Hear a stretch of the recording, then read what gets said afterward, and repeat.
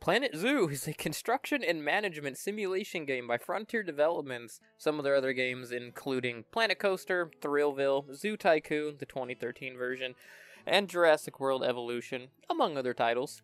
First thing you'll notice while playing Planet Zoo is just how beautiful the game looks when you can actually view the animals at a correct angle.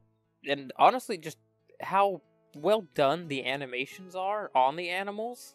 But before we get into anything with the animals, you're first greeted with making an avatar, placing him on the map. You can see your friends' avatars on the globe, it's kind of neat. Now you only get a few options for customizing your avatar, which is fine because outside of the avatar being able to visit other players' zoo, they have no purpose at all. You're then greeted with a couple different options to choose from. You got career mode, which kind of doubles as the game's tutorial. You start out as a new zookeeper, hired on to help fix a few zoos after the last zookeeper quit, and honestly I can't really imagine why they would do that. 43 miles per hour? Oh, heaven forbid they ever escape. The speed camera fines alone would bankrupt us. You're so fucking funny, Birdie.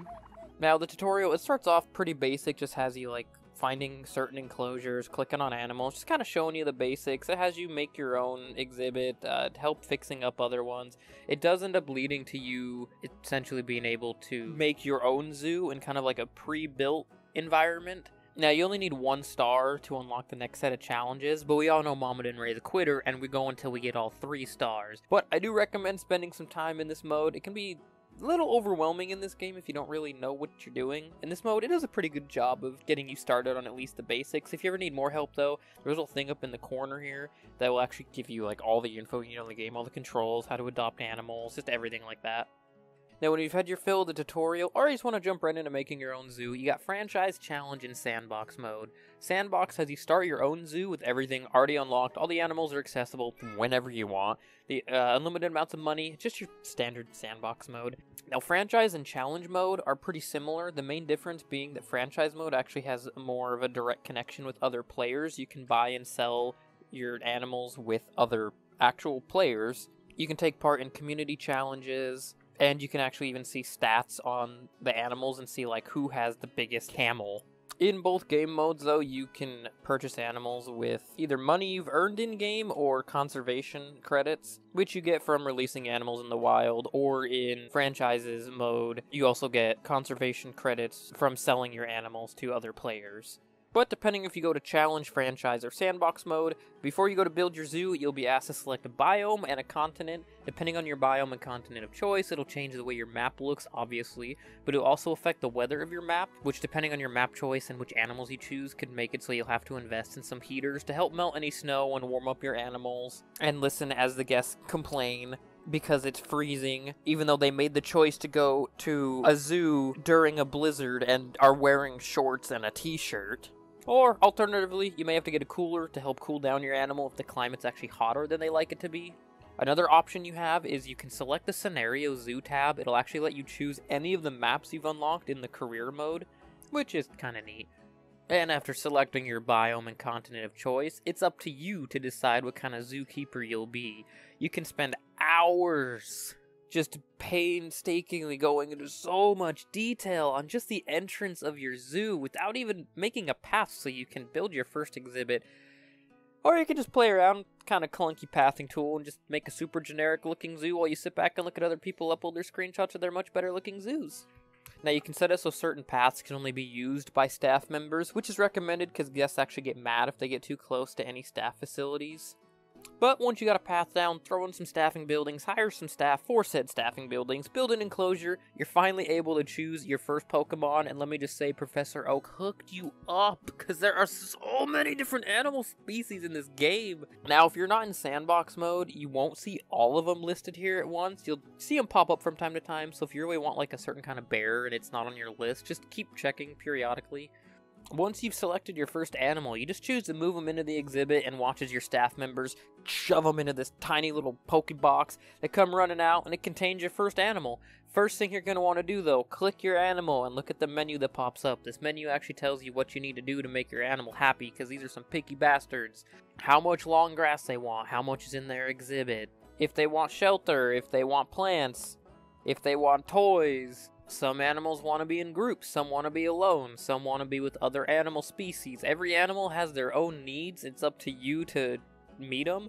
If you don't, you'll be met with an army of protesters, which can actually have a pretty big negative impact on your zoo later on. Now, in order to unlock new items for your animal, you're going to have to do research on them, which for some reason the game doesn't actually tell you what you unlocked when you finish a new tier of research. In order to actually see what you've unlocked, you have to go to the Zoopedia page for that animal, and you can see what you've unlocked, some fun facts about the real-world animal, and also how many of each animal you can have in one exhibit. Because if you end up having too many males or too many females, they can actually end up fighting each other, which is just going to lead to injuries, low welfare, more protesters, which I really wish you could just feed to the animals, but sadly, the guests can't be harmed by the animals at all, which is kind of lame. But they can kill each other, kind of. Your animals can fight if there's too many males or females in their exhibit, which that actually has kind of more of like a animation to it. When your tiger kills something, it's just kind of like this super vicious headbutt that just actually sucks the soul out of their body. What's gonna happen here? So if you don't want to spend all your money on replacement animals, you should probably keep them away from any animal that would like a quick snack. Or you can spend a few hours if you're not running an animal fight club. By the way, as far as predators go, nobody messed with the grizzly bear, but for larger animals, only the rhino challenged the hippo. It didn't end too well for them.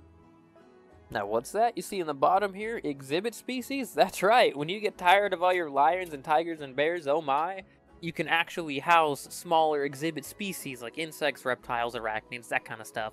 All you gotta do, just buy a small exhibit, buy the creature, throw them in. Now they have their own welfare too that you have to look into. You'll need to change the temperature and humidity in the exhibit to match what's most comfortable for whatever species you have in the box. Do be warned though, in my experience, holy hell do these little guys breed. Ah, breeding.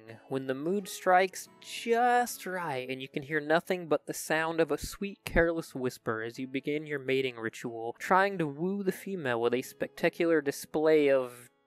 I'm just kidding. The animals can breed and have babies, but it just amounts to them standing there while the male's sheer sexual prowess causes the female to become pregnant from scent alone, because this game would be a different kind of game if they went into any actual detail. But seeing the little babies run around, it's just one of the cutest things I've ever seen. Even the exhibit species can have babies, as I mentioned, but those ones tend to come out just looking like the adult version. Like, I'm not sure where my iguana was able to store a fully grown iguana, but it did it. Nature's crazy. You can actually even get albino animals from breeding, the regular animals or the exhibit ones, but so far in any of the zoos I've made, I haven't gotten one yet. You can tell a lot of care went into the animals in this game. Like, not only do they look incredible, but the way they move around and act is just, it's so nice to see. Like, watching baby pandas roll around on the floor, red pandas standing up, bears or monkeys are climbing and running around all over the place, the wolves are howling. Like, the animations and the sound design, it's just amazing. Actually, I think the sound design deserves a little extra shout out just for some of like the little details they chose to throw in the game. Like, when you move your camera into one of the small animal exhibits, you can actually hear how the people around you get kind of muffled while talking. Once you get going, though, and your zoo gets bigger, it can honestly get a little overwhelming with how much micromanaging you have to do, from managing the animals' needs, your guests' needs, promoting your staff, fixing anything in the park that may be breaking, because I'm pretty sure the walls are made of paper mache, releasing the animals into the wild, since when the babies mature into adults, they can actually start fights with their parents if there's now too many adult females or males in the exhibit, making sure your staff buildings are anywhere the guests can go near them, making sure their education is up by placing speakers and signs near the exhibits that educate the customer on the species of animal that they're visiting. It really isn't that bad once you get used to it, but if you're kind of new to this style of game, it can kind of be overwhelming. But the super cute baby animals should be enough to keep you going until you're more comfortable running like a larger zoo. Now, while the game might be very addicting, it's not perfect. It's actually kind of buggy. Nothing really game-breaking, but it's worth pointing out a few of the issues I had with the game. Like the guests constantly complaining that the view of the animal is okay, despite being able to realistically see the animal just fine, or even in one instance actually going inside the exhibit and staring directly at the animal and just thinking the view was okay. When scrolling through the menus, it feels like I have to scroll my mouse wheel like 60 times just to get through one page. It's just kind of tedious. I had a few animation glitches. Wasn't that bad, mostly just when the animals are climbing something. Or I had a few guests that just kind of slid across the ground like they were wearing a pair of Heelys.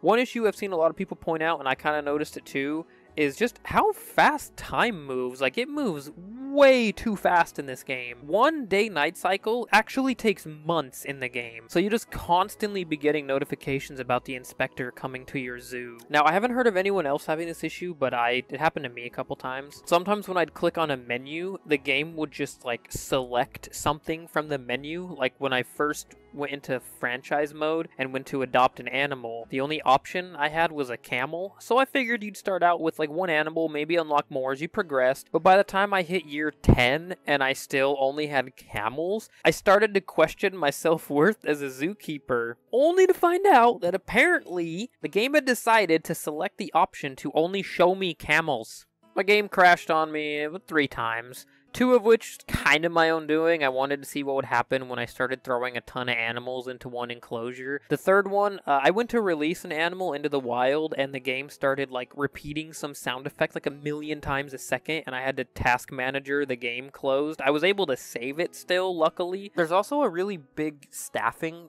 issue going on, where your keepers won't feed the animals unless you make them do it, or you'll tell them to do it and they'll walk in and just walk out.